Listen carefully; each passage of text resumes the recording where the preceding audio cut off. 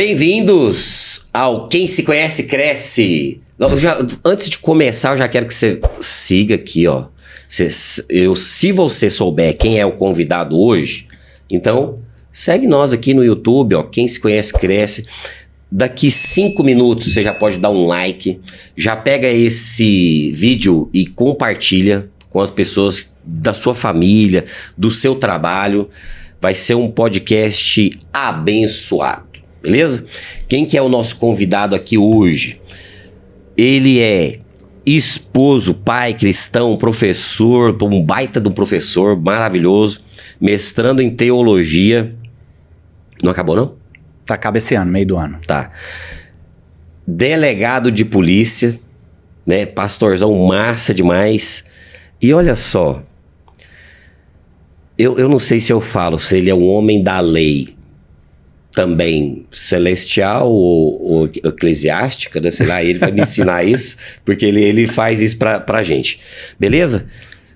Continua aqui, se você quer ser uma pessoa próspera à luz da palavra, é aqui, com a gente, com ele, Eduardo Rodovalho. Obrigado, Olá, Leandro, prazer estar aqui com você. Tá certo aqui? O que mais? Pra quem não te conhece, fala aqui nessa câmera, quem é o Eduardo? Eu exerço a função de delegado de polícia há 17 anos aqui no estado de Goiás. Olha. 10 anos investigando homicídios. Também sirvo aqui na Igreja Family Church como pastor, né? Eu sou o pastor responsável pela rede de ensino e dou aula e coordeno os cursos ali da Igreja Family, né? Sou casado com a Leidiane há 20 anos, somando tempo de namoro 25 anos, tenho 2 filhas maravilhosas. 25 é o quê? 25 é boas de pratas, mas eu namorei 5, né? Eu casei 5 depois, então eu tenho 20 de casado. Não, mas vamos fazer uma ação, a gente manda pro STJ. Pronto, a gente resolve. Pro tribunal lá e pronto. Exatamente, e estamos aqui para poder bater um papo. Eu conheci o Eduardo lá na... Eu tô fazendo o curso de teologia, né? É teologia bíblica? É a Escola de Teologia Bíblica. Escola de Teologia Bíblica da Family. Aí eu falei, caramba! E eu comecei a entender, né? Tem muitos pastores que a gente sabe que ele consegue ler e explicar, né? De maneira histórica, né? Faz as relações e eu gosto muito disso. E aí o Eduardo chamou a atenção pela didática, né? Como que ele faz o ensino muito sério, né? Por sinal. E aí, por isso que eu falei pra você que tá assistindo, fica até o final que você vai ter uma luz disso aqui, ó. Inclusive, a gente já vai começar. Então, ó. Nós estamos aqui com 2 Bíblias. Tem várias, né? Eu tenho mais umas outras muitas versões. A Bíblia é a mesma, né? As versões que são diferentes. São versões de tradução. Versões. Aí, por exemplo, ó, já perguntar pro Eduardo pra gente já começar assim, ó. Por exemplo, essa aqui. NTLN. LH. Nova tradução da linguagem de hoje, isso. Nova tradução da linguagem de hoje. Isso. Essa, inclusive, foi uma indicação do pastor Fernando ali. E a NVI. NVI. Aí tem outras traduções. Tem Almeida, tem várias outras bíblias. O que é que... Ou o que muda, ou o que aconteceu, né? Até se você puder vir antes, porque você fez uma aula... Poxa, agora eu não lembro qual foi a palavra, o Eduardo. Eu não lembro. Que você falou assim, ó, essa palavra... do grego, porque a Bíblia era escrita como? Lá em aramaico. O Antigo Testamento grego. São 2 idiomas, aramaico, que é um hebraico mais antigo, e o hebraico. Então, o Antigo Testamento original, os textos originais, eles são escritos em hebraico e um pouco em aramaico. Pronto. O Novo Testamento foi escrito no grego. O grego koiné, que é um grego antigo, um grego clássico. Tá. Por quê? Porque na época que foi escrito o Novo Testamento, foi a época do Império Romano. O Império Romano veio do Império Grego Macedônico. Vocês lembram do Alexandre Grande? Lembro. Isso. Uhum. Então, o que acontece? E aí o Império Romano, ele tinha influência, ele dominava, né? Tinha influência militar, influência política, estratégica, mas a parte intelectual veio da filosofia grega. Então a estrutura... Então, por que facilitou a pregação da mensagem do Evangelho? Porque praticamente todas as pessoas, as cidades falavam grego. Então, o Novo Testamento foi escrito no grego. Então, você quer saber a palavra foi escrita no grego, no Novo Testamento, hebraico e aramaico no Antigo Testamento. Agora, o que nós temos aqui são versões de tradução. Uhum. Então, por exemplo, você pega uma King James, que é uma das primeiras versões. Você vai pegar uma leitura mais formal, uma leitura mais... tem um pouco de linguagem mais poética, termos que a gente não usa tanto entre aspas, mais séria, assim, isso. Mais coloquial. Exatamente. Agora, você vai pegar uma NVI, ela está no intermediário. Ela é uma linguagem que ela preocupa com os termos originais, mas ela tenta traduzir para algo que a gente entende do nosso dia a dia. Então, é dessa forma. Agora, a NTLH, ela é a mais informal. Ela é bem informal, porque aí fica bem simplificado. Ela não é uma Bíblia indicada para estudo, a NTLH. Ela é uma Bíblia para você usar, às vezes, numa palestra, numa palavra, para um jovem, para uma pessoa que não tem contato com a Bíblia. Ela é uma Bíblia interessante de usar. Agora, você quer estudar? Aí você pode partir pelo menos para a NVI, que aí você consegue ficar mais ligado ali na essência do original. É isso aí. Agora, tem uma que não é Bíblia, o pessoal usa como Bíblia, mas chama A Mensagem. Eu não sei se você conhece, de um escritor chamado Eugene Peterson. Eu uso particularmente, mas para devocional. Ela é uma paráfrase da Bíblia. Então, o que ela faz? Ela pega os textos bíblicos e vai parafraseando. Então, para devocional é muito gostoso. É como se você fizesse uma oração. A Bíblia se tornasse uma oração com a sua língua, a sua linguagem, né? E aí ela chama a mensagem. Vale a pena depois você comprar uma. Quero. Só que ela não pode ser usada como Bíblia. Ela é uma paráfrase. Aí você usa ali para um devocional. Que algumas pessoas falam uma versão da Bíblia. Mas ela tem por exemplo, tem o versículo. Segue. Tem um versículo. Tem um versículo, só que ali o versículo é uma paráfrase. Entendeu? Na verdade, assim, você pega a NVI, por exemplo, coloca do lado, e aí vem a mensagem desse lado. É uma paráfrase meio que explicando o versículo. Entendeu? Entendi. Num termo mais devocional. Entendi. É legal. Só que não é Bíblia, né? Tipo assim, não é tradução da Bíblia. Ela é uma paráfrase. Mas essas aqui sim, essas aqui são versões da Bíblia, né? E nós temos a Bíblia católica, né? Que é um pouquinho diferente. A Bíblia católica tem mais 5 livros. 7 livros no Antigo Testamento. No Novo Testamento é tudo igual. O Antigo Testamento tem 7 livros. Por quê? Porque a tradição protestante, ela adota a Bíblia hebraica.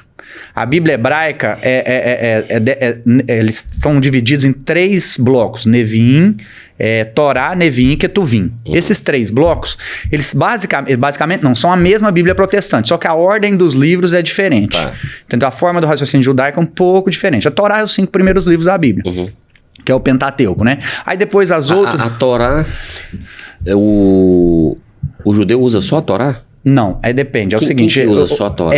Porque tem uma linha judaica que admite a Torá. Isso. Ela não tem...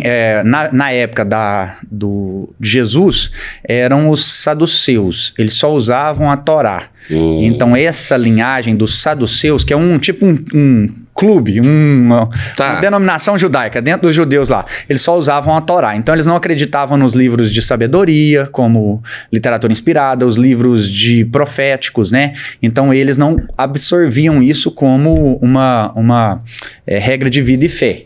Na época. Agora, os fariseus e os demais usavam os outros livros. Os fariseus, os essênios, etc. e tal. São outros grupos dentro do judaísmo. Então, só que a Torá, ela é a base do ensino judaico, né? Porque é os 5 primeiros livros que foram escritos por Moisés. Eduardo, eu fiz uma viagem, lembro, tem uns 3, 4 anos. Foi eu, uma amiga, a gente foi pra Dubai. E lá tem uma mesquita. É mesquita, né? Mesquita. Tem uma mesquita que é aberta do Islã pro público. E aí inclusive, como você é didático, teve uma inglesa lá que se tornou uma esposa de um dos sheiks. Ela que recebeu os turistas e foi explicando, né, o que significava. Lá nos hotéis tem a setinha apontando pra Meca, não sei o que e tudo. E eles seguem o Alcorão, né? Tem nada a ver com a Bíblia? Olha, tem algumas coisas interessantes, né? Você tá entendendo a minha pergunta? Eu entendo. Porque, e agora que me veio isso com você, que você começou a explicar, eu falei, e lá, que mais ou menos na região, né, lá e tudo, eles têm outro livro. O que acontece? Vamos lá. A Bíblia, ela não foi escrita em contextos isolados. Então, quando a gente, por exemplo, vai olhar o livro de Provérbios. O livro de Provérbios, ele é um livro que traz princípios de sabedoria para você ter uma vida de sucesso. Então, você tem que saber como usar a Bíblia. Por exemplo, Provérbios. Boa. Eu vou usar Provérbios para pregar o evangelho? Não. Provérbios não está falando da pregação do evangelho. Provérbios não está trazendo elementos apontando para Jesus. Provérbios, ele não está falando de promessas. Não existe nenhuma promessa em provérbio. Provérbio é um livro de sabedoria com princípios que você adotar, você vai ter muita chance de ser bem-sucedido. Esses livros de sabedoria, eles podem ser adotados por pessoas que creem em Deus ou que não creem em Deus. Ali, cara, acorda cedo, vai trabalhar, você não vai trair sua esposa. Tenha mentores. Tenha mentores. A mulher corrija seu cuida filho da casa, quando ele é pequeno. Isso, exatamente. Ali, por exemplo, aquele corrija seu filho quando é pequeno, é interessante, né? Corrija seu filho quando é pequeno e quando for grande, ele não vai se desviar. Aí a importância do original. O que acontece? Aí o pessoal usa isso como uma promessa. Na verdade, se você for olhar no original, é o seguinte: ensine a criança no caminho que deve andar, enquanto você tem a oportunidade de influenciá-la. É isso que está lá no original. É tipo assim, você não vai ter neutralidade. Quando você é pai ou você está ali guardando aquela criança, o que você ensinar, ela vai adotar. Então aproveite a sua oportunidade. Então o original está mais ou menos nesse aspecto, nesse sentido. Não é uma promessa, mas se você ensinar coisa boa, ela vai se tornar um adulto bom. Exatamente. Então Provérbios é isso aí. Aí o que acontece? Por que eu tô falando isso?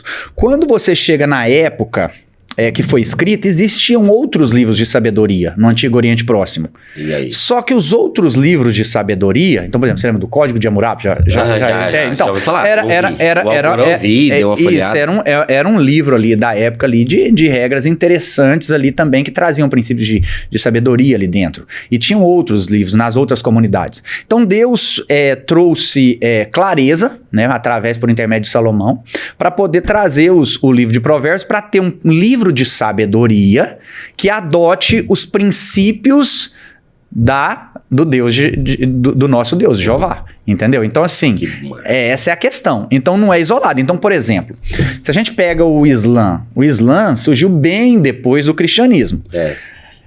Ele não vai deixar de ser uma imitação do Deus da Bíblia hebraica. Então vai ter a questão dos elementos do templo, do sacerdote, da lei. Então, de certa forma... É uma modelada. Isso. De certa forma, todas as religiões que surgiram posteriormente ao judaísmo, elas são uma certa imitação do judaísmo. Então, você vai sempre pegar elementos que vão remeter ali aos elementos judaicos. Aí não é para ser polêmico, pra você me ajudar, porque eu sei que você é um cara historiador.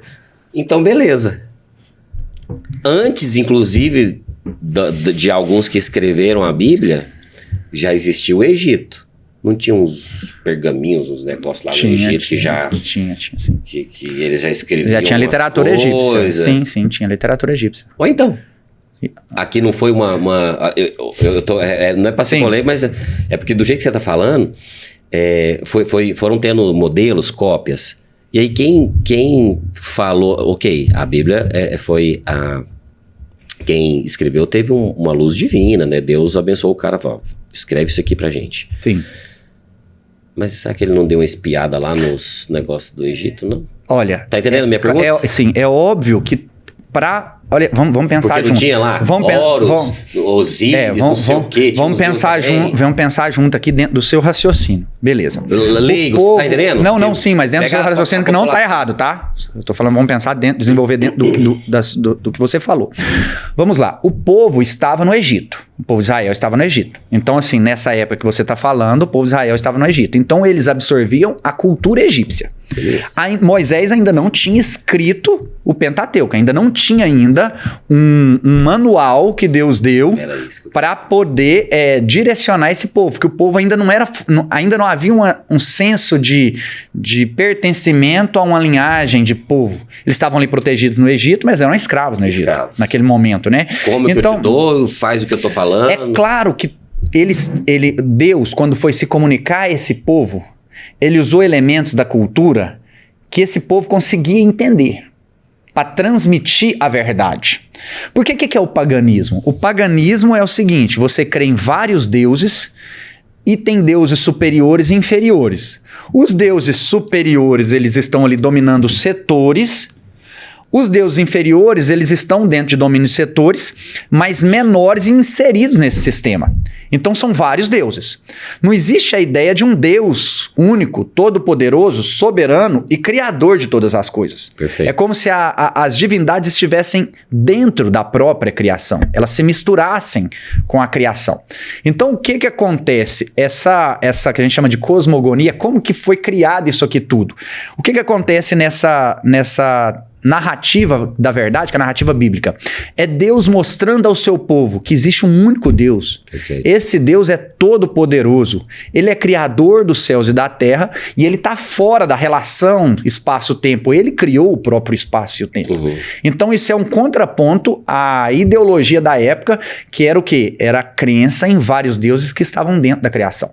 Aí você pega elementos literários, é claro que você pega elementos literários. Como que eu vou me comunicar com você se eu não absorvo elementos literários? Você não vai me entender. Entendi. E aí aquele povo ia entender numa linguagem que já existia, porém, entendendo a verdade. C.S. Lewis falava, né? C.S. Lewis, ele não acreditava em Deus. Eu não sei se já ouviu falar disso. E aí o J.R. Tolkien, né? Que é o até criador do Senhor dos Anéis, né? O C.S. Lewis, ele era... O Senhor dos Anéis é a Bíblia, né? Senhor dos Anéis é a Bíblia. Tem um negócio ali, eu adoro. Aí... É a Crônicas de Nárnia, né? O C.S. Lewis e o Senhor dos Anéis é o... Eu fiquei assim, eu falei, gente... J.R. Tolkien. Isso aqui tem muito da história de Jesus, o Salvador, e aí tem os apóstolos aqui, ó. Ó aquele cara que ajuda, esse aqui é o mauzão. Sim. Tem o traidor. Pô, é sensacional, cara. Porque o J.R. Tolkien, ele sempre foi cristão, católico, né? Mas é cristão, um homem de Deus, abençoado. E ele escreveu essas narrativas para demonstrar a Bíblia numa linguagem ilustrada. E aí depois ele pregou o evangelho pro C.S. Lewis. O C.S. Lewis não era nada. Aí o C.S. Lewis era um intelectual. E aí um dia o C.S. Lewis falou, eu entendi. Na verdade existem várias narrativas, existem vários mitos, mas só tem uma narrativa verdadeira, que é a narrativa da palavra. Então existem várias narrativas. Ao longo da história vai ter várias narrativas. A questão é que só tem uma verdade. O filme Matrix, eu acho que também tem um rolezinho ali. Tem, totalmente. O primeiro Matrix, lá. Completamente. Neo, novo, Salvador. E quando vai tomar a decisão, cara, vai tomar a pílula, vermelho ou azul, tem que tomar uma decisão para você ir para a verdade ou você ficar entorpecido pelo engano. Você vai tomar a pílula... Né? Pô, vou conversar com vocês. Aí tem o... Como é que é? O Morfeu. Morfeu, né? Morfeu ali, que é uma espécie de anunciador. As naves, Nabucodonosor. O Morfeu ali faz, de certa forma, um papel de João Batista. Abrindo caminho. Acreditando nele. Acreditando e abrindo caminho. Bora. Exatamente. Então, assim, tem todo um elemento total ali. Show. Não, mas aí o Alcorão, então, teve... O Alcorão tem elementos que... Tem elementos interessantes lá. Entendi. Agora tem umas coisas interessantes no Alcorão, né? Eu não sei se você chegou a manusear o Alcorão, mas tem coisas interessantes lá.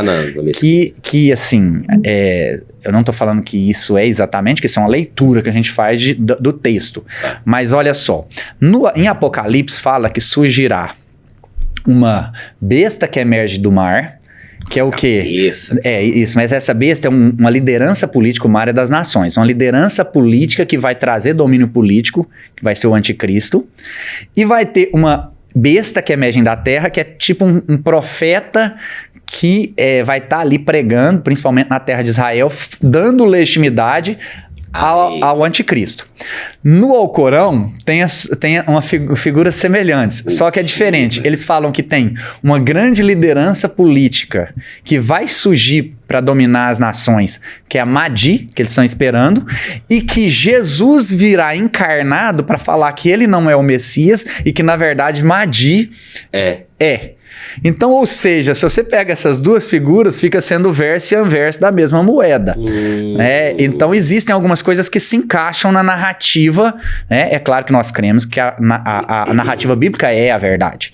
Então, de certa forma, a narrativa do Alcorão está legitimando ali o que está na narrativa bíblica, porém, numa visão invertida. Entendeu? Então, existe isso aí dentro do próprio Alcorão. Então, existem elementos dentro do próprio Alcorão que eles encaixam. Eles encaixam ali. Lá foi muito interessante, foi no meu pouco entendimento de inglês, mas ela estava sendo bem didática, dava para entender muito. Aí Eles acreditam que Jesus é um profeta, tá? Eles acreditam não que ele é o Salvador. Não que ele é o Salvador. Aí, mas era a questão assim, que aí teve um momento que ela falou assim, gente, terminou ela explicando tudo, e aí ela pode perguntar agora qualquer coisa. E tinha pessoas do mundo inteiro, né? Ela falou assim, qualquer coisa que vocês quiserem perguntar, agora tá livre, pode perguntar, ninguém vai ser preso, ninguém, nada, pode perguntar. Aí uma pessoa foi e perguntou, dessa fama, né, dos terroristas e tudo, ela, nossa, adorei. Aí ela elogiou a pergunta e ela falou assim, olha, não tem nada aqui no Alcorão que fala que tem que matar, que tem que fazer terrorismo. Não existe isso. Assim como eu não sei qual é o seu país ou o país de qualquer pessoa, tem a pessoa que rouba, tem a pessoa que mata. Tem a pessoa que faz o mal, tem a pessoa que faz o bem. Aqui não prega pra gente fazer o mal, pega pra fazer o bem. Só que alguns pegaram o Alcorão e interpretaram pra fazer o mal. Aí que ela falou, aí nasceu, né, aí os terroristas lá que ela falou lá, que eu não lembro os nomes todos. E aí eu falei assim, pô, é verdade, porque se tiver escrito ali que tem que começar a matar o povo, é meio estranho, né? Aí ela... tem alguns trechos que falam para decapitar os infiéis, né? Mas assim como na Bíblia, tem alguns trechos no Antigo Testamento falando dessa forma. Agora é interessante que são povos irmãos, né? Os árabes ali, eles seguem a linhagem de Ismael. Uhum. E os judeus seguem a linhagem de Isaac, né? Todos consideram Abraão como patriarca. Então eles têm um patriarca único, que é Abraão. Né? E de certa forma, eu não sei se você se recorda, que existia quando Abraão foi obrigado a mandar Ismael embora, a pedido de Sara, com Agar, né? E aí deu uma promessa de Deus sobre Agar, que a descendência de Ismael ia ser muito abençoada. Então eles também, de certa forma, um paradoxo isso, mas eles vivem debaixo de uma promessa divina. Perfeito. Por isso eles têm tanta prosperidade ali, o mundo árabe, porque eles são da descendência de Abraão. Perfeito. Então, por serem da descendência de Abraão, eles são abençoados. Por causa dessa promessa, que foi dada lá e tá na palavra, né? Eles são povos semitas, né? Você sabe, né? Porque são os 3 ramos. Sem, Cã e Jafé. Não sei se você recorda. Os 3 filhos de Noé. Então acabou o dilúvio. Tinham 3 filhos que eram para povoar toda a terra. Então você pega os semitas, que é esse pessoal ali, os judeus, os árabes e tal, os filhos de Sem. Você pega os canitas, que ali faz parte do pessoal da África. E você pega os jafeitas, que subiram. Que ali são o pessoal ali da origem mais europeia, nórdica ali para cima. Então são os 3 grandes povos. Então por isso que eles são povos da mesma linhagem. Perfeito. Mas aí que você falou do Abraão, não foi ali o Abraão e o sobrinho dele que eles estavam caminhando? Abraão e Ló. Ló, né? Isso, e Ló. Aí o Abraão falou, bicho, chega. Sim. Mas foi algo divino também, ó, vocês dois se separaram. Sim, porque Abraão chamou... Porque os dois estavam prosperando demais, era isso? E aí o pessoal começou a brigar entre si, né, os funcionários. Aí Deus foi falando, pô, dá uma separada aí, porque vocês já prosperaram demais. Isso, E aí, isso. E aí eles separaram, Ló seguiu para Sodoma, né, aquela terra... que estava com muita perversão, e depois ele saiu, a mulher dele se tornou estátua de sal. Mas Sodoma já existia? Já existia. No mundo anterior, o mundo antigo todo existia. Não, mas eu digo assim, ó, porque aí Ló foi pra lá. Foi pra lá, já existia. Mas ele foi pra lá porque meio que já tava pronto, é porque eles dividiram. Não é porque era uma cidade que tinha uma certa prosperidade. Ele já era próximo. Meio que no deserto, foi pra cidade. Eu vou aqui que vai ser. Ele foi pra cidade, né? Foi criar a família lá na cidade. Só que a cidade entrou num processo de perversão extremo. Tá, mas depois Abraão aí depois ele foi livre. Por quê? Porque aí Deus ia destruir Sodoma pela sua perversão extrema. E aí o que acontece? Abraão intercedeu para que tirasse Ló de lá. Tanto que eu sou ignorante. Sabe o que eu, na minha cabeça, antes de estudar, que eu não cheguei lá ainda, né? Que esse rolê todo aconteceu com Ló. Tipo assim, com intervenção de Ló. Não, tá entendendo? Abraão que orou por Ló. Não, eu tô falando assim, ó, Sodoma virou porque entendi. Ló meio que tava querendo um somebody love, uma coisa muito fácil, aí ficou louca, aí buiezada, dinheiro, bebida. Aí é que por ele meio que o fundador de Sodoma. Isso. Entendi. Na minha cabeça, então tem nada a ver. Não. Ela já existia, começou a virar uma bagunça. Aí Ló... já era uma bagunça, né? O que eu tô fazendo aqui? Foi tipo isso? Aí vinha o juízo sobre Sodoma e Gomorra, né? Inclusive tem relatos históricos disso, que realmente teve uma uma catástrofe, né, histórica ali de fogo, etc e tal, ali onde teria sido Sodoma e Gomorra, né, os historiadores já até encontraram ali ruínas ali, e aí o que acontece? Ele chegou e foi olhar no campo, porque eles dividiram, para esse lado aqui, você vai, ó, Abraão, para esse lado aqui eu vou, Ló. Pronto. E pronto. E aí Ló foi para esse rumo. Aí chegou lá, tinha estrutura, funcionário, tinha uma cidade com tudo pronto. Você vai aqui. E ele era uma autoridade lá, porque a palavra fala que ele ficava na porta da cidade. Quem ficava na porta da cidade era uma autoridade, ou seja, tinha poder econômico ali, poder financeiro, de certa forma um certo poder político. Ele era uma referência ali dentro daquela cidade. Perfeito. E por que eu comecei a entrar nisso? Que você começou a falar da prosperidade, falou, né, do livro de Provérbios. Mas, por exemplo, onde que a gente pode olhar na Bíblia e seguir pelos ensinamentos essa questão da prosperidade? O brasileiro, a grande maioria, né, não vou nem falar do salário mínimo, mas tem uma preocupação financeira, né? Tem as incertezas políticas, as incertezas que a gente tem de economia, Brasil e mundo. Mas onde que quem está assistindo a gente pode pegar a Bíblia e falar assim, olha, tem um manual aqui, ou tem uma direção divina pra gente prosperar. Não tô nem falando de ser milionário, rico, mas pra você cuidar da sua família, digna, né? Uma vida digna. Sim. Onde que a gente vê isso? Durante toda a Bíblia, a palavra é muito clara em mostrar que o justo não vai mendigar o pão. Se ele busca primeiro o reino dos céus, o básico ele terá. O básico. Por quê que eu te falo isso? Aí, eu sei essa frase, mas não sei onde está. Buscai primeiro o reino dos céus e tudo lhe será abençoado. Não, e todas estas estas coisas serão acrescentadas. Ele estava falando de vestuário e comida. Entendeu? E estas coisas serão acrescentadas. É igual um negócio que é interessante, só fazendo um parênteses, é igual o seguinte: pedi e dar-se-vos-á. Buscai e acharei, pois todo que busca, encontra. E tudo que bate, a porta se abre, beleza. Aí o pessoal fala assim, de uma forma, a questão de ler a Bíblia de uma forma incorreta é perigosa. Por quê? O que ele está falando ali? De oração. Ele está falando sobre relacionamento. Então você pede num relacionamento. Você pede e alguma coisa vai ser dada a você, mas não exatamente o que você pediu. Por quê? Porque você não sabe o que pedir muitas vezes. Você não está vendo as coisas. Muitas vezes o seu pedido... não é o que você precisa. Não é o que você precisa. Entendeu? Então, assim, você vai pedir e vai ser dado. Mas não exatamente o que você pediu. Por isso que em Romanos fala que o Espírito intercede nas nossas orações com gemidos inexprimíveis. Ou seja, você está pedindo uma coisa aqui, o próprio Espírito Santo está intercedendo, falando, olha, ele nem sabe o que ele está pedindo, porque o que ele está pedindo pode destruir a família dele. O que ele está pedindo pode levar ele a ter um ego maior do mundo e destruir ele próprio. Inclusive o dinheiro, né? Muitas vezes o dinheiro. Porque talvez tá ali... E o homem, o pai de família tá querendo dinheiro, prosperar, fala, cara, não é a hora. Porque se você ganhar esse muito dinheiro, você vai acabar com... Eu ministrei uma palavra sobre José, que é interessante. O que acontece? As fases para você se preparar para poder receber certos tipos de bênção. E aí o que acontece? José, ele começa o quê? Ele começa com um sonho. Todos nós temos um sonho. Beleza. Uma visão. E a gente tem que alimentar essas visões. Por isso José, quando ele já estava preso lá? Não, lá no comecinho. Ele tá. sonha, Deus mostra pra ele onde ele vai chegar. Deus mostra pra ele a autoridade que ele vai ter. Ele começa com um sonho lá atrás. Tá. E ele alimentou esse sonho. Tanto é que a postura dele sempre foi de vencedor, de quem alimentava os sonhos que Deus colocava no seu coração. Que massa. Ele sempre alimentou essas imagens que Deus colocou no coração. Por isso que a postura dele era sempre vencedor, independente de onde estivesse. Aí ele foi vendido como escravo. Agora, vamos lá. Era 600 quilômetros o Egito de onde José estava, não é porque não tinha carro. Como que ele ia chegar no propósito dele, que era o Egito? Como que ele ia chegar na maior potência da época? Então a venda dele como escravo, na verdade, não foi algo para paralisar, foi algo para lançar ele para o propósito. E aí se ele tivesse pedindo lá, Deus me livra de ser vendido como escravo, Deus me tira daqui, Deus me livra agora, ele não ia cumprir o propósito dele. Por isso que a gente pede, mas a gente não entende o que tá ali além dos nossos olhos naturais. Pô, mas é...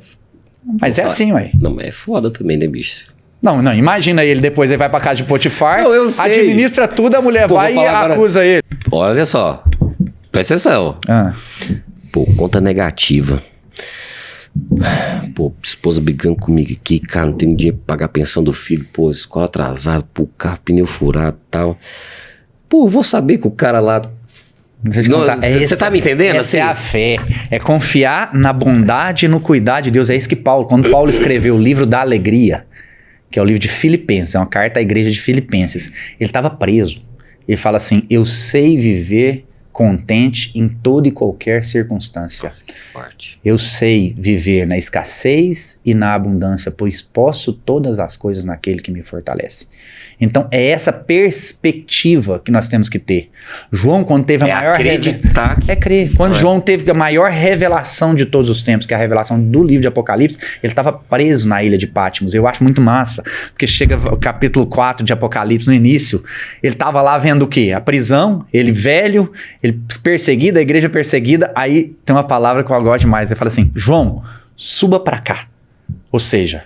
Você tá vendo as tempestades, você tá vendo debaixo das nuvens, você tá vendo os ventos, você tá vendo os relâmpagos e o trovão. Eu vou te levar agora para cima das nuvens. Você vai ter a perspectiva do céu. Então o que nós temos que orar é para que nós tenhamos a perspectiva celestial, acima das nuvens. Porque acima da tempestade tem o sol que está brilhando. Mas a tempestade é necessária para a gente passar a outra margem.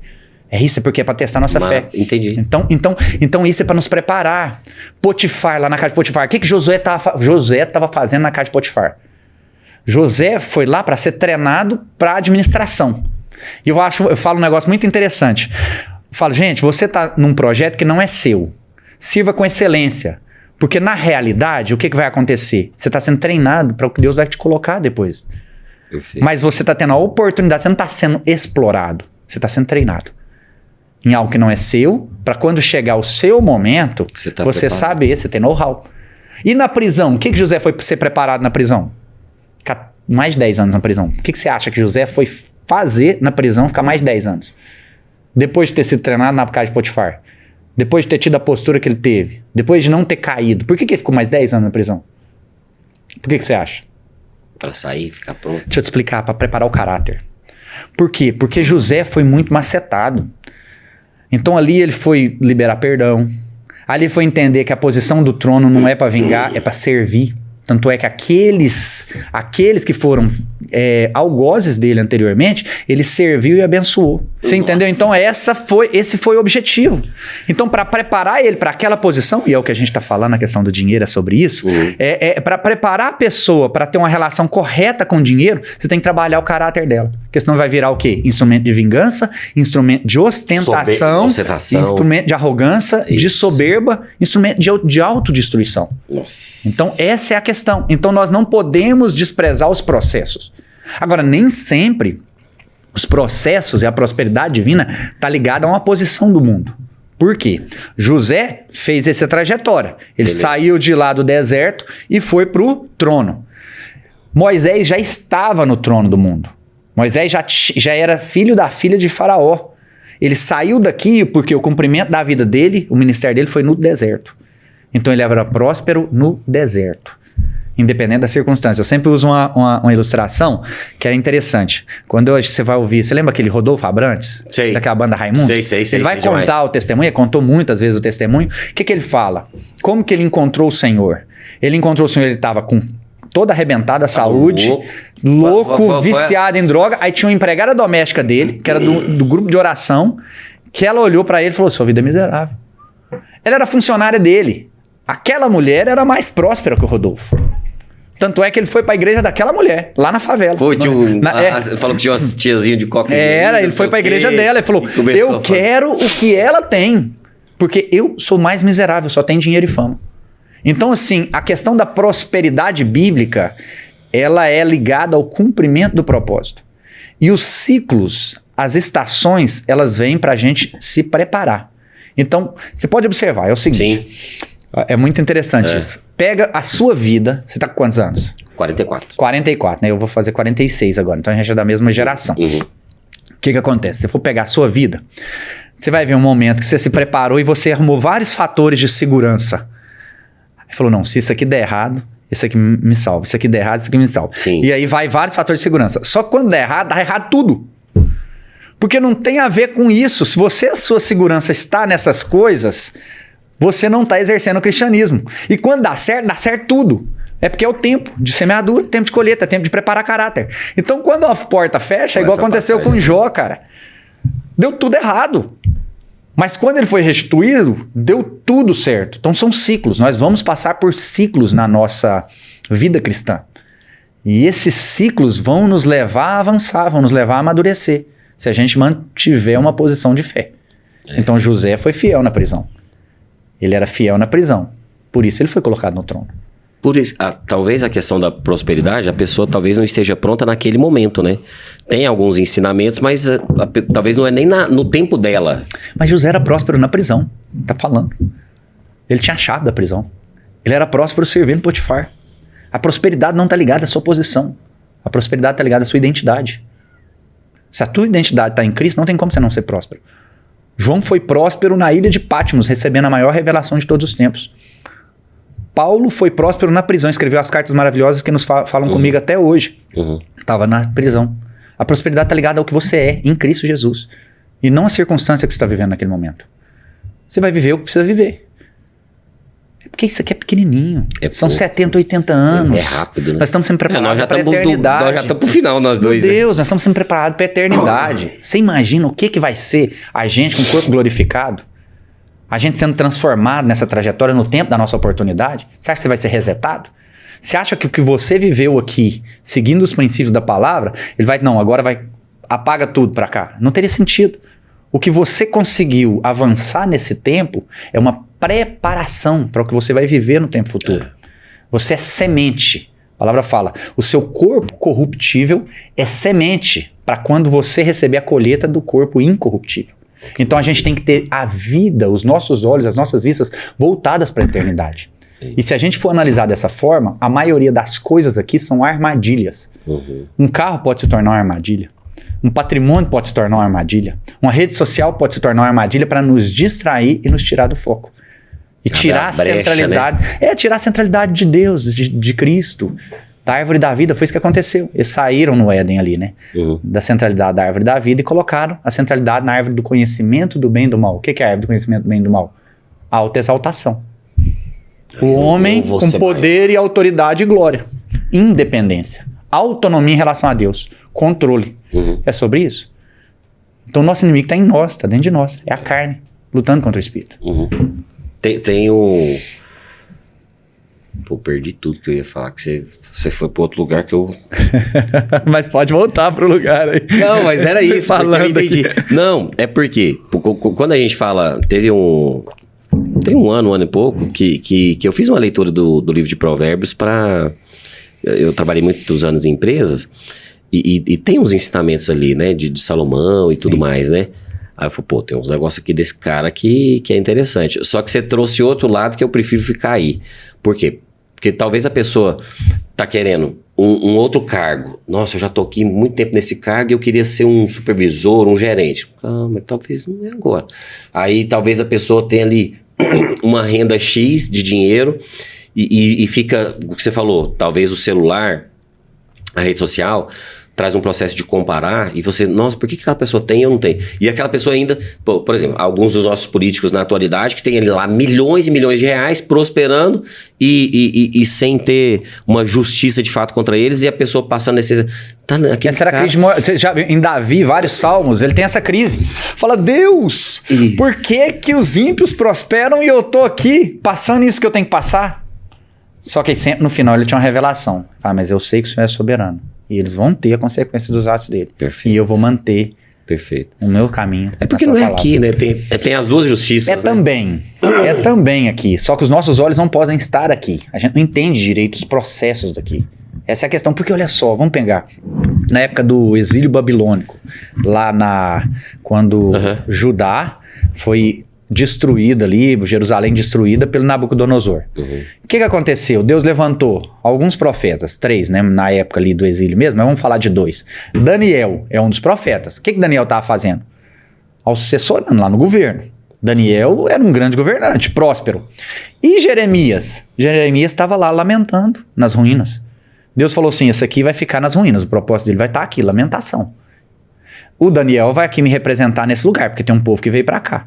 Jeremias vai cuidar desse povo aqui. Daniel vai cuidar desse povo aqui. Ambos cumpriram o propósito. Ambos tinham os olhos voltados para a eternidade. Ambos sofreram seus próprios processos. E o Senhor vai capacitar nos processos, mas não necessariamente. Ambos estavam numa posição de autoridade. Só que um, aparentemente, para o mundo, está na posição de vitorioso. O outro de derrotado. Mas não era. A gente vê hoje... Cada um na perspectiva do que veio fazer. A prosperidade mundana em si, ela não quer dizer nada. Isso é o próprio livro de Provérbios. Ele traz princípios de prosperidade, mas em seguida vem Eclesiastes. Que possivelmente foi o próprio Salomão. Tudo é vento, tudo é vaidade. Tudo vai. Já fiz isso, já fiz aquilo, já ganhei isso, já comprei isso. Tudo é vaidade. Então, assim, ali é um desabafo de alguém que experimentou de toda a prosperidade que o mundo poderia oferecer. Eu sempre falo, se seguir os seus instintos e as suas próprias ambições dessem felicidade, os artistas seriam as pessoas mais felizes da Terra. E são os que mais têm atos de autodestruição. Muitos drogados, muitas pessoas que não conseguem ter uma família estruturada. Vamos mais. Muitos que têm uma carreira e muito dinheiro começam a entrar num processo de depressão, nós aqui, aquele menino lá, o Whindersson Nunes, depressivo, em clínica pra lá, pra cá, cara, milionário e tal, fazendo sucesso. O Michael Phelps, o grande nadador, caiu numa depressão. Vários que estão assim... Você vê relatos de pessoas que dão síndrome de pânico que não conseguem... Aquela moça lá, nem lembro se ela é americana ou inglesa, Amy Winehouse, no topo da carreira... completamente. Assim, no topo... Bum! É exatamente o que você falou. Então, essa riqueza aqui, você tem que tomar cuidado. Esse tempo atrás teve aquele Wesley Safadão. O cara cancelou as agendas. Aí um outro cantor sertanejo, de uma barbinha mais clarinha. Aqui, você até parece com ele. Ele cancelou a agenda todinha, não conseguia... Zé Neto. Ele cancelou a agenda que ele não conseguia levantar da cama. Zé Neto. O Wesley Safadão também cancelou show de R$1,5 milhão de reais. Ele não conseguia ir. Aquele grupo de rock que canta... Aquele grupo, o Alex Rose, do Guns N' Roses. Ele teve um episódio, ele tem crises de pânico tão extremas que ele teve um episódio que cancelou um show no estádio lotado em Londres, por causa das crises de ansiedade que ele deu. Então, na realidade, não é sobre isso. Sim. Não é sobre isso. Mas tem a contrapartida, tá? Então foi bom a gente entrar e ainda falando do tema da prosperidade. Esse é um que a gente tá falando. É mais fácil voltar os olhos para Deus depois que você tem muito dinheiro? Olha, por que eu tô te perguntando isso? Eu não sei se é moda ou é porque rede social fica te mostrando, mas alguns exemplos. O Thiago Nigro, né, o primo rico. Aí tem os outros sócios dele e tudo mais. O próprio Adib da CIMED, tem vários desses milionários que, chegaram num patamar financeiro muito alto e começaram a falar de Deus e buscar Deus. Não é uma pergunta, mas assim, então é mais fácil eu chegar mais próximo de Deus depois que eu tenho muito dinheiro, porque eu tô tranquilo e tal. Você entendeu o que eu tô falando? Porque antes o Thiago não falava. Aí, assim, nos últimos anos, né, já tem uns 2 anos que eu vejo que ele mudou a perspectiva dele. Tá entendendo? A questão que a gente tem que diferenciar quem fala de Deus e quem teve uma experiência real com Jesus Cristo.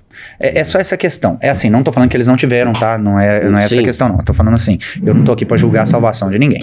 A questão é o seguinte, qual que é a experiência real com Jesus Cristo? É você entender sua posição de pecador e condenado. A partir do momento que você entende a sua condição de perdição e você precisa de um Salvador, seja você moralista, tradicional, religioso, esquerdista, de direita, de esquerda, não interessa. É o seguinte, você entendeu que você precisa de um Salvador, que você não consegue se salvar, e você clama por ele, e você recebe a obra da cruz dele, muda tudo. Agora, a questão é a seguinte, em geral, essa experiência surge quando você está passando dificuldade, independente da sua condição financeira. Então, por exemplo, você fala assim, o cara, Thiago Nigro, é um cara que me parece, dentro da história dele, que passou um período de crise muito intenso. Foi. Que ele teve um período de separação, teve um negócio todo. E dentro da crise de vazio que ele trouxe, a hora que ele caiu na real, falou, essa posição aqui não serve nada pra mim, essa posição aqui não significa nada. Eu preciso de um Salvador, aí ele foi aos pés de Jesus. Então esse processo de esvaziamento de si mesmo é requisito para você se encher do Senhor. Então, a palavra fala lá em Romanos, é interessante, mas Romanos é o livro que a gente fala assim, você vai chegar lá, é maravilhoso, que ele traz a doutrina cristã mais completinha, para entender todo o sistema do ensino cristão. E aí ele começa desse jeito, ele fala assim, gente, é o seguinte, tem gente que são os devassos.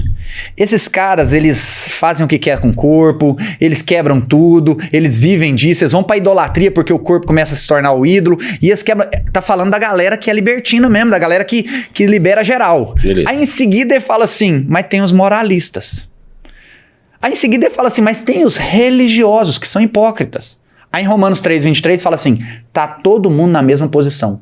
Todos pecaram e precisam da glória de Deus. Então, ou seja, diante de Deus, tá todo mundo na mesma posição. Por quê? Porque o padrão de Deus é a santidade absoluta. Então vamos lá. Vamos supor que você é um cara devasso. Terrível. Então você é terrível. E aí você consegue, com as suas próprias forças, pular 1 metro do chão só. Pra poder tentar alcançar o céu. Ok. E vamos pôr que eu sou um cara perfeito. Nunca traí esposa, tô ali, vou à igreja todo domingo, vou fazer isso, vou fazer aquilo. Eu confio nos meus próprios méritos. Eu sou bom. Eu consigo o quê? Pular com meus... Vamos pôr aí que eu consigo pular 10 metros de altura. Então você consegue pular meio com seus tantos de pecado e eu consigo pular 10 que eu tenho pouco pecado. Só que o céu tá a 1000 quilômetros de altura. Por quê? Porque o padrão é a perfeição. Nós só acessamos por Cristo. Eu peguei. Entendeu? Então assim, ninguém pode confiar em si mesmo para chegar ao Senhor. Então não é falar sobre o Senhor. Na verdade, é entregar a vida ao Senhor. É entender que Ele mesmo não consegue nada. Essa é a questão. Esse processo de esvaziamento é essencial para o cristianismo. Então tem muita coisa na internet que a gente vê... Porque hoje é moda. Falar de Deus é moda. Está um mundo mais espiritualizado nesse aspecto. Uhum. Agora a questão é a seguinte, qual que é a mensagem do Evangelho? A verdade. Entendeu? Essa é a questão. A verdade, algumas coisas vêm muito misturadas lá. Eu senti isso porque eu comecei a falar, eu falei, cara, eu tô falando algumas coisas em algumas palestras, eu falei, cara, por isso que eu entrei na escola. Eu falei, cara, vai que eu falo alguma bobeira, eu vou estudar aqui direito pra não falar uma palavra errada aí. Por exemplo, aquela parte, ó, nós fomos criados à imagem e semelhança do Criador. Essa eu falo demais, tá? Pois é. Você já me ajuda então, porque essa eu falo demais. Vamos lá. Principalmente porque tem não sei se é o 3º ou 4º capítulo, eu falo sobre autoestima, né? Na psicologia, a autoestima tem 3 pilares. Amor próprio, rede de apoio e trabalho, produtividade, né? Aí eu falo, pô, gente, tá na Bíblia. Ó, eu vou te falar aqui porque você me corrige. Você tá certo. Pô, tá na Bíblia, que nós somos a imagem e semelhança dele. Pô, nós temos que nos amar. Sim, nós somos a imagem e semelhança de Deus. Ele amar o próximo como a si mesmo. É a questão, isso é verdade. Só que o que acontece? Qual que é a distorção disso? Beleza. Nós fomos criados à imagem e semelhança do Criador. Nós fomos criados e temos domínio e autoridade sobre a criação. Isso é um fato. Não sobre o outro, o próximo. Nós temos domínio e autoridade sobre a criação. Pronto. Só que o que é a diferença aí? Muitas pessoas, elas usam esse versículo para um empoderamento absoluto. O que acontece? Qual que é a nossa posição aqui? Nós somos a imagem e semelhança do nosso Criador para fins de representação. Então eu gosto de usar uma ilustração no seguinte sentido. O cara é embaixador dos Estados Unidos em Brasília. O poder que ele tem é para fins de representação e não um poder em si mesmo. O poder que ele tem advém da presidência americana. O recurso que ele tem advém ele só representa. Ele representa. Então essa questão é que é o seguinte, por quê? Porque entrou num processo de divinização do homem. O homem não é divino. Entendi. O homem não é divino. Quando a palavra fala que Jesus é o primogênito, ele não foi criado, é primogênito no sentido de ter a primazia, se for olhar no original. Uhum. Ele tem a primazia sobre toda a criação. Jesus é filho, mas o filho não no sentido de ter sido criado por Deus. Jesus é filho no sentido de ter a mesma natureza divina de Deus. Ele não foi criado, ele é criador junto com Deus, porque ele é Deus. Uhum. Agora nós não, nós somos criaturas. Nós não estamos no mesmo patamar de Jesus. Nós fomos criados. Nós não somos divinos. Nós recebemos natureza celestial. Uhum. Nós recebemos parte da natureza divina que nos fez ter acesso à eternidade. É claro que somos. Uhum. Só que nós estamos aqui para representar o Senhor. Representar a vontade do Senhor. Uhum. Então, se a glória é para nós, é um problema. Você não está representando o Senhor. Agora, a glória sim, que é sempre, nós somos uma placa apontando para o céu. É isso que tem que entender. Então, assim, a gente tem que ter cuidado. A gente se posiciona para desfazer as obras do inimigo. Sim. Mas quem são os inimigos? Os principados e potestades, e não os nossos semelhantes. Eu costumo falar, gente, é o seguinte, como cidadão, a gente tem a nossa posição política. Tá tudo jóia. Agora, Jesus não veio para estabelecer uma ligação política de um lado ou de outro. Jesus vai trazer o reino dele. Nem a própria religião, né? Nem a própria religião. Ele não veio para estabelecer a religião também. Aí, entendeu? Então, assim, a gente pegar bandeiras desse mundo e colocar Jesus como sendo o responsável por essas bandeiras, isso é um risco. Porque, na verdade, isso é um ato de idolatria.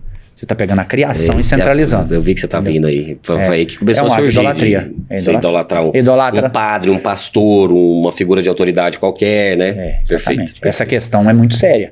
Você colocar uma pessoa intermediária entre você e Deus, seja padre ou seja pastor.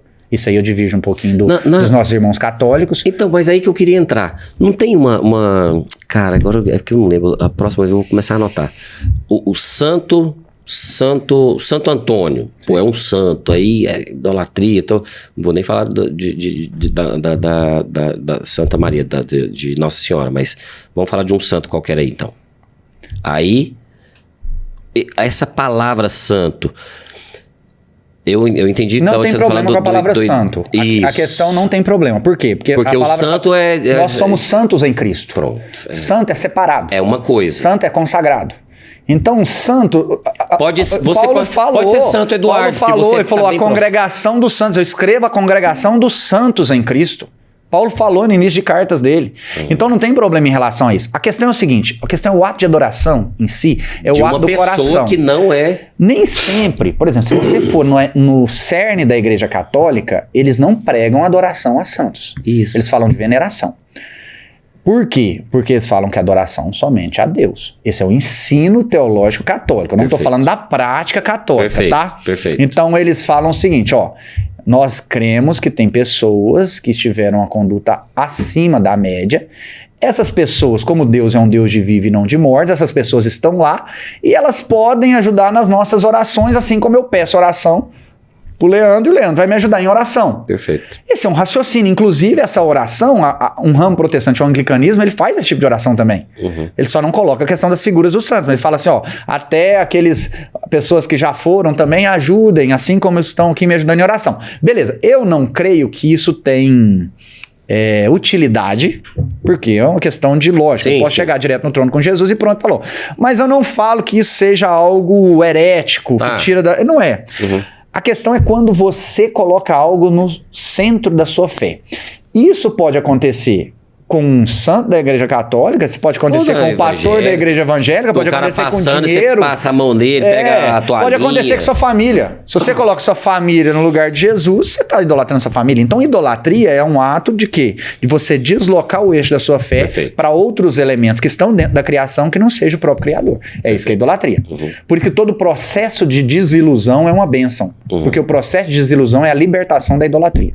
Perfeito. Porque quando você desilude é porque você colocou esperança naquilo que não era o Senhor. Então, ou seja, você está sendo liberto da idolatria. É doloroso, mas é a maior bênção que você pode receber. É se você se desiludir. Pronto. Que aí você falou... Que eu ia entrar no tema da liderança, mas você já falou de vários líderes, né? E até essa Bíblia aqui, a NVI, essa versão, né? Você me... Entendi, a versão. Eu comprei ela porque ela tem aqui... as falas de Jesus em vermelho. Sim. Por quê? Porque nas palestras ou alguns cursos, algumas coisas que eu vou falando de liderança, né? Eu uso Jesus, até tira a questão da religião e da espiritualidade. Homem, pensa num homem comum. Exemplo absoluto. Cara, é um líder maravilhoso. Não fala de religião, não. Vamos só falar do homem Jesus, que ele existiu. Sim. Não é possível, gente. Jesus é totalmente tem 2026 anos, a CDC, o cara existiu. Sim. Tem milhares, de centenas de milhares de provas. Pronto. Aí eu peguei e tal, fiquei falando, né? Pô, a gente pega qualquer uma aqui, que é um ensinamento dele. Ensinamento você vai pegar mais nos evangelhos. Então vamos aqui. Isso, que esses são as cartas. Então, vamos, isso. João. Isso aí. Aí fala aqui. 1 João. versículo... É João, né? Não 1 João. João. É João. É, porque 1 João é lá na frente, lá quase no final. Pô, tá com o professor aí, é pai, né? Você fica só rindo, né? Você fica aí, o Leandro levantando cacetada. Ué, mas eu tô aqui igual os outros, tá? Você também. Você dá aula de Bíblia? Não. Então, eu também não. Então fica quieto, para de rir. Aí Jesus disse assim, ó. João, capítulo 1, versículo 50. Jesus disse, você crê... A gente falando de liderança, né? Você crê porque eu disse que o vi debaixo da figueira. Você verá coisas maiores do que essa. É uma promessa que faz para Natanael, né? Pô, não sei, né? Aí você me ajuda. E aí, Ô, o cara tá muito... Pô, tem quanto tempo que você tá nessa? Então, eu tem 46? Estudo a Bíblia a vida toda, né? Eu nasci num lar cristão, você já nasceu. estudo a Bíblia. Só que a minha formação original, ela é jurídica, né? Então, eu advoguei, Você é um homem que gosta de ler, sempre fui da leitura, fazer né? as relações. Então, eu advoguei um tempo, fiz o curso de Direito, advoguei, depois eu passei no concurso para delegado de polícia, fiz umas 5 pós-graduações na esfera jurídica. Abre uma aspas, aí a gente volta aqui. Hoje, você é um homem maduro, família, sempre foi de Deus, mas hoje bem assim, enraizado. Por que será que ele colocou você na área jurídica como um delegado? Você já pensou isso? O que eu creio... Você entendeu? Sim. Olha, o que eu creio muito nas fases, no propósito. O que acontece? A parte jurídica, ela tem uma semelhança de estudo muito grande com a parte bíblica. Por quê? Porque a forma de estudar é a quantidade de leitura, as correntes, os ensinamentos. Então, Deus me preparou para isso. Primeiro, Ele me deu condição de sustentar minha família. Então, o lado jurídico me trouxe a estabilidade necessária. E, em seguida, após ali esse tempo, eu comecei a ser atraído para a edificação da igreja e estudo bíblico. Então, aí eu fiz de fato, muitos cursos teológicos. Então, eu comecei minha formação teológica intensamente ali a partir de 2011. Então são 15 anos. Então antes de 2011 a minha área de estudo era a área jurídica. A partir de 2011, desde então eu estudo sem parar. Então já fiz vários seminários pastorais, já fiz vários cursos bíblicos, já fiz vários cursos de teologia. Hoje eu faço mestrado em teologia. Quantas vezes você foi para Israel? Eu leio pelo menos 1 a 2 vezes por ano a Bíblia. Então, assim, às vezes, quando tem outros assuntos, igual agora estou desenvolvendo toda a estrutura de ensino, então eu vou ler uma vez só esse ano, da Family ali, né, que a gente está estruturando na parte de ensino. Então, não vou ter tempo de ler ela toda 2 vezes esse ano. Mas, em geral, num ano comum, eu leio ela no primeiro semestre, no segundo semestre. Por quê? Porque é importante a gente estar em contato com a palavra permanentemente. Cada vez que ela vem, ela te lava, né? Agora, é importante você saber ler a palavra. Por isso que a escola de teologia é importante. Por quê? Porque muitas vezes a gente toma algumas palavras de uma forma que não é o que a palavra está querendo dizer. É igual aqui, ó. Ele fala, então, que é para Natanael que você está dizendo, né? Você crê porque eu disse que o que vi debaixo da figueira... Ele deu uma palavra de conhecimento, ele viu algo que só Natanael sabia, a experiência. Aí ele deu uma palavra de conhecimento para Natanael. Natanael duvidou, falou, peraí, você tá falando que você é o Messias? Você veio lá da Galileia, aquele povo lá misturado, aquele pessoal lá que não é nem da elite. Aí ele fala assim, não, eu te vi debaixo da figueira. Aí ele fala, você é Messias. Ele falou, você tá crendo só porque eu falei que eu te vi? Não, você não sabe o que você vai ver pra frente. Por quê? Porque ele estava chamando para uma nova missão. Que é isso que vem comigo. Então, assim, é isso que ele está falando. Ele falou, isso é só um sinal. E por que ele foi? Porque, então, tá vendo o ensinamento de um líder? Porque esse líder que influencia, que engaja, você segue ele. Não é pela mão forte, pelo poder, pela força. Sempre a influência. Você me obedece porque essa cadeira minha é de gerente. Jesus tinha algo. É tão maravilhoso, a liderança de Jesus é tão maravilhosa, porque ele era Deus. Ele era homem, mas ele era Deus. E ele ter paciência com aqueles discípulos, e eles eram bem toscos, eles eram complicados, tudo dava bobeira o tempo inteiro. O tempo inteiro e diferente um do outro. Não, Eduardo. Tinha um de direita e de esquerda lá, você sabe, né? Tinha o Simão Zelotes, era revolucionário, ele era bem de esquerda, queria derrubar o sistema, pegar em armas. Aí tinha um outro lá, que era Mateus, que era ali publicano, que era ligado ao sistema tradicional, religioso e tal. Então tinha legal. Cara da direita e da esquerda lá dentro. Acho que Jesus ficava assim... Era algo maravilhoso. Tinha um adolescente, ele saindo da adolescência, João. Então, na verdade, era um público tão diversificado. E ele tinha tanta paciência, e ele deixava os caras errar, e aí voltava, corrigia, aí ele envia primeiro, aí volta, corrige, Legal. ele deixa os caras fazer. 3 anos e meio, deixando, aí começou fazendo, ensinando como faz, depois ele foi fazendo junto, depois ele envia pra fazer, depois ele dá o feedback, depois ficou 40 dias fazendo uma imersão. Que ele voltou glorificado, aí o que falou? Ele ficou 40 dias ensinando as coisas do reino. Ele ficou 40 dias com o corpo glorificado ensinando as coisas do reino. Então, ou seja, ele fez todos os passos para a formação de uma equipe. Ele fez todos os passos. Então, primeiro você chama, inspira. Como que você consegue me ajudar aqui, ó? Porque aí ele pegou, a equipe dele eram 12. Inicialmente, sim, isso, 12. É. Sim, os primeiros. Mas tem até um número que eu não lembro mesmo. Tipo assim, ó, ele tinha 12 da equipe, mas que sempre seguia. Porque aí Jesus ia pregar nessa cidade, depois nessa. Sempre logo tinha em uma seguida turminha. ele enviou 70, que já tinha um pouquinho ampliado, depois tinham 120, então mas por que tem esse número 70? Ou é um número que vai, uma vez ou outra, fala que... Você pode procurar algumas simbologias, mas assim, o 12 o 12 é ok. O 12 mas aí que sempre seguia ele em vários lugares. Tinha uns 70, uns 100 e poucos. Sim. E 5 mil... foram alcançados na primeira pregação de Pedro. Ah, não, você fala ali na multiplicação dos pães. Sim, é a multidão que seguia isso. Aí... que você falou de João, né? Aí, como que é lá? Dos 12, ele tinha aqueles mais próximos, né? Os Agora 3, eu não lembro. Pedro, Tiago e João. Pedro, Tiago e João. Tinha uns E qual que era o rolê dos 3? Como é que era mesmo? Que acontece? João é esse que o Pedro foi o primeiro, né? O Simão Pedro foi o líder, né? Inicial, ele era o líder do grupo. João e Tiago eram irmãos. Né? São os 2 irmãos. Mas então, beleza. Mas aí o significado deles pra Jesus, sabe? Por que tinha ali, 12, mas... Tinham 3 que eram amigos, ligados, que não era simplesmente uma relação de liderado e líder, né? Eles tinham uma relação mais pessoal, então Jesus chamava pra orar junto, então existia um círculo mais íntimo. Isso faz parte da liderança. Você não vai conseguir ser tão íntimo de 12. Você não consegue, você vai ser íntimo de 12. Então, dos 3 ali, por quê? Porque eles tinham... porque Deus já sabia, Jesus era Deus, então Deus sabia do propósito para qual cada um era chamado.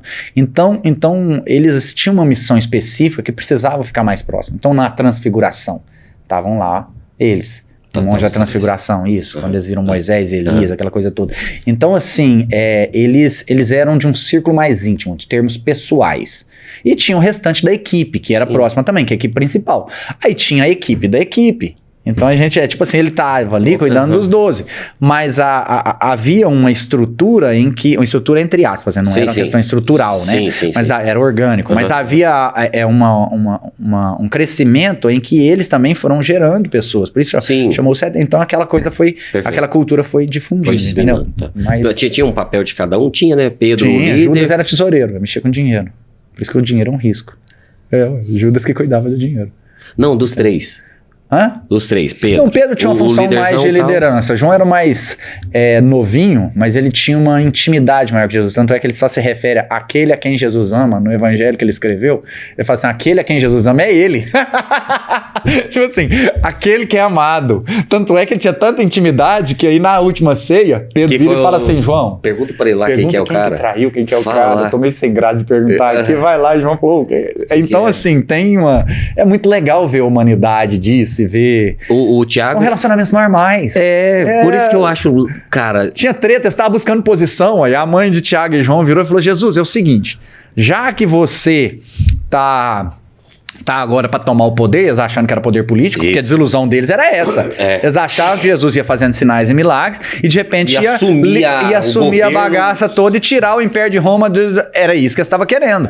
Né? Então, por isso que essa desilusão depois, antes dele voltar glorificado, eles voltaram a pescar e falaram, será que foi tudo uma ilusão? Será? O que aconteceu? Porque ele morreu? Então, assim, aí ela está falando, ó, o negócio tá esquentando, o negócio tá indo, nós vamos ganhar a revolução. Ela fala, quando você for pro governo, arruma 2 cargos melhor ali pros meus filhos. Olha. Ela que falou isso, ele falou, deixa eu te falar. Não é aqui. Não é por aí não, é quem serve. O cara vai lá, lava os pés. Então ele queria o quê? Falou, a cultura é outra. Porque a gente tem essa ideia, e eles estavam da mesma forma que a gente tem a ideia de associar poder, autoridade, glória a sistemas desse mundo, mas não é isso. Pode envolver também. Tem pessoas que são chamadas para posições de autoridade, são pessoas que são chamadas pra... Mas deixa eu te explicar, tem gente que vai cumprir a missão nas ruínas do Afeganistão. Isso. E tá tudo bem. Por quê? Porque é uma fração de 80 anos perto da eternidade. É nada. Eu sempre falo, você vai trocar a eternidade por 80 anos aqui. Não vale a pena. Não vale a pena. Os nossos olhos têm que estar voltados para a eternidade. Porque vão surgir propostas. Tá. Pastor Eduardo. Da pessoa que tá assistindo a gente, ou ouvindo, não sei. Pô, não leio muito a Bíblia. Tem esses crentes enjoados. Pô, esses católicos tudo doido. Não, vou ler não. Mas aí você vai, a pessoa tá assistindo, tá ouvindo. Antes, vovô, é o último dia da pessoa. O que ela não pode deixar de ler aqui? Pode ser o livro, ou o capítulo. Pô, lê isso aqui. Lê isso aqui. Lê. Eu até comecei do final pro começo, porque o começo a gente nem falou, né? Mas eu tá aqui, vou guardar aqui. O que a pessoa não pode deixar de ler? Não, lê a Bíblia inteira. Não, beleza. Sim. Inclusive, na psicologia, tive uma professora, sempre falo dela, a Magda, de estatística, e ela falou, tinha vários livros, o principal livro que ela, dando aula, tinha 60 alunos na turma de psicologia. Vocês vão ler livro de filosofia, mas tem um livro que vocês não podem deixar de ler, não sei o que. Aí todo mundo, tipo assim, para anotar qual era o livro, né? A Bíblia. Esse. Assim, caraca. Aí ela falou que, não igual a você, mas ela falou que lia, não era 2 vezes, mas ela lia a Bíblia uma vez por ano inteira. Ela falou, lê a Bíblia, ficava lendo disso até hoje. Ela falou 2 livros. Aí depois, em outras aulas, ela falou, ela tinha falado da Bíblia e falou do Mundo de Sofia, porque a gente estava começando psicologia, e o Mundo de Sofia é um livro de filosofia que retrata muitos filósofos, tinha muita coisa, né? Mas ela falou assim, o principal era que ela lia e indicou pra gente a Bíblia. Mas que a pessoa tem que dar um olhada? O que nós temos que entender primeiro? Como que a Bíblia é formada? A Bíblia não é cronológica. Ela pega grupos temáticos, os livros. A Bíblia é um conjunto de 66 livros. Então, assim, 39 no Antigo Testamento, né? E o restante no Novo Testamento, 27. E aí, o que acontece? Você vai pegar a Bíblia por blocos. Então, vamos lá. A Bíblia começa com os 5 primeiros livros, que vai narrar primeiro a criação e vai até a entrada na Terra Prometida. Final do tempo do deserto do povo. Então, esses 5 primeiros livros, que é chamada Torá no judaísmo, são os livros escritos por Moisés, o Pentateuco. Em seguida, vem os livros históricos, que narram o quê? A história da formação da nação de Israel. Por que Israel? Gente, Israel porque foi a nação escolhida para Jesus nascer. Tinha que escolher uma nação. Jesus vinha em carne. Já tinha sido prometido lá em Gênesis 3,15. Então, é a narrativa da história de Israel. Então, ela pega um bloco. Depois vem os blocos poéticos, são poesias, louvores. Então, muito símbolo, muita coisa. Depois vem blocos proféticos, são profecias para alimentar a fé, para prometer que Jesus vem e para prometer a volta. Aí começa o Novo Testamento, acaba no profético. O Novo Testamento começa com 4 evangelhos. Os 4 evangelhos são a vida de Jesus narrada sob 4 perspectivas, dando 4 ênfases distintas.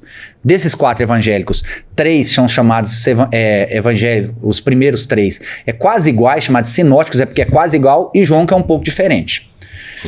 Aí, depois, em seguida... Mateus, Marcos e Lucas. Mateus, Marcos e Lucas são os 3 primeiros que são quase igual. 80% do conteúdo de um tem no outro. Tá. Aí João tem um conteúdo diferente. João mostra Jesus como Deus, né, principalmente. Aí vem o livro de Atos. O livro de Atos, que foi escrito pelo mesmo que escreveu Lucas, que é um médico que era discípulo de Paulo, ele é o início da história. É o início da história da igreja. Então é o início da igreja, que termina ali com Paulo indo para Roma ali para ser preso. Então interrompe no meio, ele não continua, porque depois parou de escrever. Depois vem as cartas. As cartas às igrejas que já tinham sido estabelecidas, para entender o cristianismo, a doutrina cristã. E aí, ao final, vem Apocalipse para consumar todas as coisas. Então, esse é o panorama geral da Bíblia. Maravilhoso. Aí você me fala, olha, então o que eu devo ler primeiro? Depende. Vamos lá. Se você fala assim, eu não conheço nada, eu preciso ler algo, e eu começaria pelo Novo Testamento, Porque ele já Jesus, por quê? Porque o Antigo Testamento é a sombra. O Novo Testamento é o cumprimento. O Antigo Testamento é a promessa. O Novo Testamento realmente é o que se cumpre dessa promessa. Então, sempre no Antigo Testamento vai apontar para Jesus. Hoje nós somos salvos porque nós cremos que Jesus veio e morreu na cruz. No Antigo Testamento, eles não eram salvos porque eles faziam algo. Eles eram salvos porque eles criam que Jesus, o Messias, viria para salvar. Entendeu? Então, tudo é pela fé. Então, o Antigo Testamento sempre vem para esse cumprimento em Jesus Cristo. Tá. Então, eu começaria o quê? Evangelhos. O Evangelho de Marcos ele é mais simples, só que o Evangelho de Lucas tem mais riquezas de detalhes históricos, porque o Lucas é um historiador. Então, eu leria o de Lucas, leria o Evangelho de João em seguida. Leria, para entender o que é a salvação pela graça, a justificação pela fé, leria Romanos. Então, eu leria, iniciando, 3 livros, eu leria Lucas, pelo seu conteúdo histórico, leria João e depois leria o livro de Romanos. Isso, esses 3 aí, você já começaria a ter uma... Foi Paulo escrevendo... É porque Romanos, ele é uma pregação, um ensino teológico, um ensino do que é o cristianismo, como você é salvo, como você foi escolhido, como é seu destino, qual é o amor de Deus, a extensão do amor de Deus, qual que é o papel que a cruz teve para poder tirar toda a condenação, qual que é a sua luta da carne contra o espírito. Ele pega, de certa forma, ele condensa os ensinos das outras cartas. Tá ali tudo inserido em Romanos. Então você pega um panorama melhor e mais geral, depois de ler ali os ensinamentos em Lucas e João. Eu leria isso. Aí, não, agora vamos pegar os blocos. Aí você vai ver, por exemplo, eu quero um livro de louvor, de oração, de poesia, eu vou nos Salmos, eu quero um livro de sabedoria, eu vou em Provérbios. Eu quero entender a teologia do sofrimento, eu vou em Jó.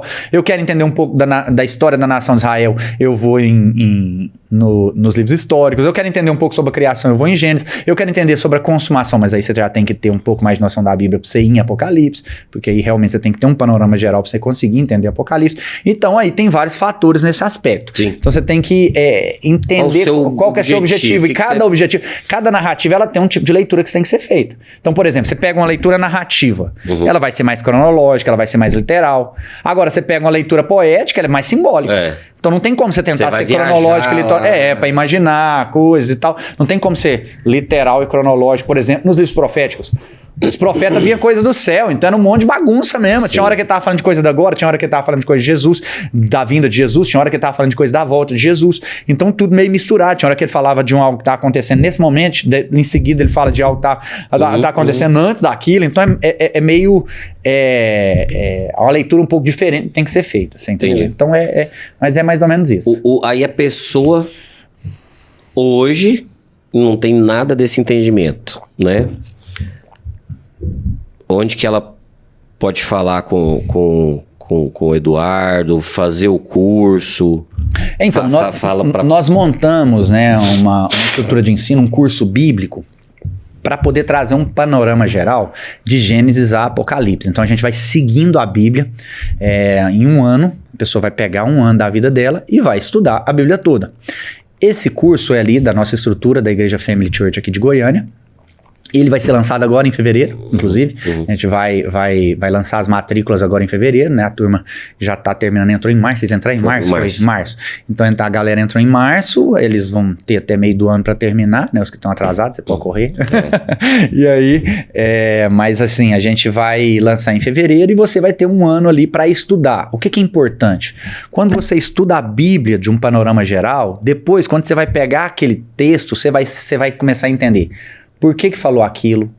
Onde que falou? Quando falou? Para que povo falou?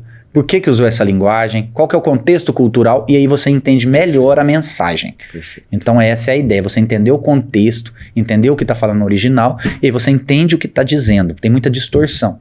Então tem gente, por exemplo, vou dar um exemplo aqui assim, polêmico, né? Tem e você vai estudar isso lá em 1 Timóteo. 1 Timóteo, Paulo vira para Timóteo e fala assim, não é para mulher falar na igreja. Aí o povo, tem gente que pega esse texto e fala assim, mulher não fala na igreja. Aí os outros viram e falam assim, não, a Bíblia é misógina. Deixa eu te contar. A gente tem que entender o contexto da cidade de Éfeso na época, que estava tendo tipo um levante das mulheres para desfazer o papel masculino por causa da deusa Diana, a deusa Artemis, que era a deusa de Éfeso ali, e aí estava trazendo esses elementos culturais para dentro da igreja, que é um elemento para desfazer a imagem masculina. Aí o Paulo vira e fala assim para Timóteo: deixa por enquanto essa galera sem falar para não ter influência. Mas aqui está falando dentro de um contexto daquela igreja. Então você tem que entender isso, porque senão você vai ler a Bíblia e falar: mas peraí, uns vão falar assim, não pode, a mulher então não vai falar nada. Outros vão falar assim, isso aqui é um absurdo. Mas é porque nós temos que ler dentro do contexto cultural da época. Aí você entendeu qual que é a situação. Tanto é que em outros lugares não falou nada. Inclusive, Priscila e Áquila são chamados de apóstolos. Né? Então, assim, Priscila vem antes de Áquila foi mencionada. A Bíblia é o livro que mais deu vazão às liberdades femininas. Entendeu? Então, assim, numa época bem patriarcal. Então na realidade, a gente tem que entender cada detalhe para poder conseguir absorver a mensagem correta. Daí a importância seu Instagram, quem tiver uma dúvida, aí você prepara. Pois é, meu Instagram é rodovalho.eduardo. Eu confesso que eu não sou uma pessoa tão frequente. O Leandro tentou falar comigo, eu dei o WhatsApp meu, eu falei, fala aqui que é melhor. A cada 2 semanas eu entro só pra ver os vermelhinhos lá, né? Mas é o seguinte, o que você colocar lá, vou demorar um pouquinho a responder, mas pode colocar lá a dúvida que a gente vai ter o maior prazer. Vou só demorar um pouquinho que eu quase não uso a rede social. Agora, o seu versículo... Olha, o versículo... Ah, Leandro, tem vários tal. Não, mas aquele que mexe com o seu coração. Pode ter uns 10, mas um que você acha... O versículo mais maravilhoso, é claro que a Bíblia toda é maravilhosa, sim, mas o versículo da salvação.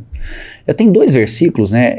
O João 3,16, que ele fala que por Deus amou o mundo de tal maneira que ele deu o seu único filho para todo aquele que nele crê não perecer, mas ter a vida eterna. Está falando da obra da cruz.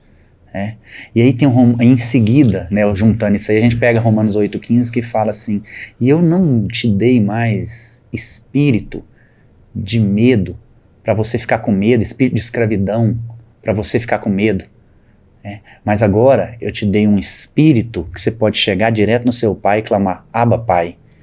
Nossa. E por causa disso você é herdeiro de Deus e co-herdeiro com Cristo. Essa sua posição. Então fala da salvação e da posição que nós fomos colocados em Cristo.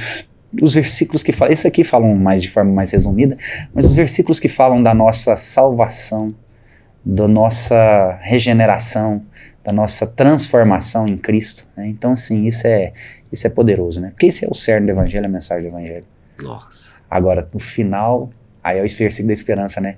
Termina Apocalipse e fala: o Espírito e a noiva dizem: vem. Maranata, hora vem, Senhor Jesus, que é a nossa expectativa, a volta de Jesus. Caramba, amei. Tá? Fechou com chave de ouro. Obrigado, viu? Eduardo. Vamos fazer uma série, você vem aqui mais vezes, se a sua agenda é apertada, mas quando tiver, vamos vir aqui. Aí a gente fala de um tema específico, para talvez um tema que está acontecendo aí na atualidade, a gente fala aí de algumas coisas. Eu tenho tanta dúvida, cara, que aí é bacana, que talvez, por isso que eu fui te perguntando, como uma pessoa leiga mesmo, que de quem está assistindo também. E talvez até quem já lê a Bíblia várias vezes, quando você fala uma palavra, alguma coisa, a pessoa, opa, eu nunca tinha olhado por esse lado. Por isso que da questão da prosperidade, eu achei que a gente ia para um caminho, você foi para outro, que para mim foi 1000 vezes melhor. Eu falei, opa, é verdade. Tá joia? Obrigado. Você tá assistindo aqui? Quem conhece, cresce. Quem se conhece, cresce. Já segue lá o Eduardo, é rodovalho.eduardo. A escola de teologia bíblica é aqui da igreja Family Church de Goiânia, né? Pastor Sênio, pastor Mac Anderson, maravilhoso. O Mac que me casou. Olha que bênção. O curso, só para poder esclarecer, o curso é em aulas de 15 minutos, né? Isso. E aulas gravadas, então você pode assistir, então é muito dinâmico. São as aulas. Você consegue assistir pelo celular, você joga o link aqui, assiste pelo celular. Então, assim, muito didático, tem professores, assim, excepcionais. O Eduardo é um deles. E ajuda demais. Então, se você quer aprofundar no estudo da Bíblia, já entra aí. Lá, pode entrar em qualquer bio da Family, né? Pode ser a Family da 85, a Family da 53. As matrículas não estão abertas, mas vão ser abertas em em fevereiro agora, na segunda quinzena, ou início de março. E aí a gente vai disponibilizar na bio. Lá na bio. Fechou. Obrigado. Quem se conhece, cresce. Foi uma bênção. Foi um prazer. Valeu.